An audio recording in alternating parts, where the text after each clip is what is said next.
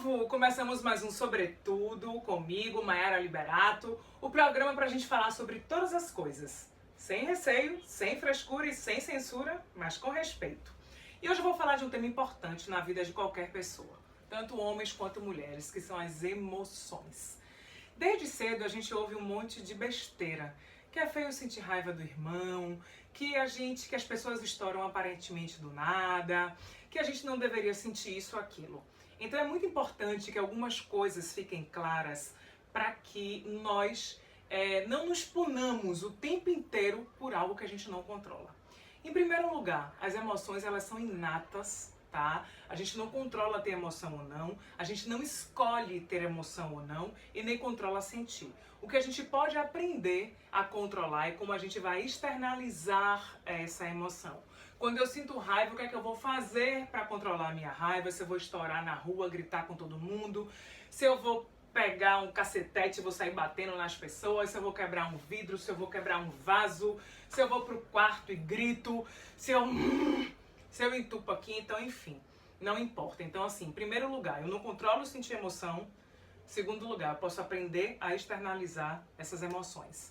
Existe um teórico, um estudioso chamado Eric Berne, que ele fundou a análise transacional e que na teoria dele existem 5 emoções básicas, tá? Que as outras seriam derivadas dessas emoções. 3 emoções negativas e 2 positivas. As positivas são alegria, afeto, e as negativas são tristeza, medo e raiva. A tristeza deixa a gente apático, sem energia. A raiva deixa a gente furioso e o medo paralisa a gente ou faz a gente fugir, tá? Mas a gente não controla sentir emoção. Outra coisa importante não existe passado em emoção, gente. O que é que significa isso?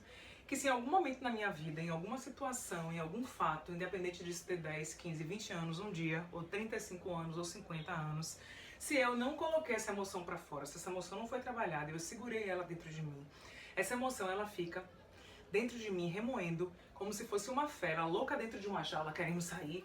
É a emoção dentro da gente, ela procura uma válvula de escape, por onde é que ela vai sair. Então não existe aquela história de que fulano ou fulana estourou aparentemente do nada. Gente, não existe aparentemente do nada. Essa situação que a pessoa está vivenciando agora, se ela estourou, foi porque inconscientemente ela reviveu algum detalhe daquela situação traumática lá de trás que não foi resolvida. E como é que isso acontece? Com um olhar, com uma frase, com um gesto, com um tom de voz. Alguma coisa similar àquela situação traumática que eu, você passamos e que a gente, até hoje, não conseguiu lidar com aquilo, aquilo tira a gente do prumo e que a gente vai, repete. 1, 2, 3, 4, 10 vezes, tá? Então assim, mas se a gente tem essa tendência de explodir demais, vamos falar da raiva, a gente realmente tem que procurar uma ajuda, ou de um amigo, ou uma ajuda profissional, de um terapeuta, um psicólogo, enfim, pra gente poder aprender a lidar com essas coisas, para que isso simplesmente não atrapalhe a nossa vida pessoal, não atrapalhe o nosso trabalho, porque muitas vezes a gente tá certo naquilo que a gente fala, mas a gente está errado na forma como a gente fala, como a gente reage a uma situação.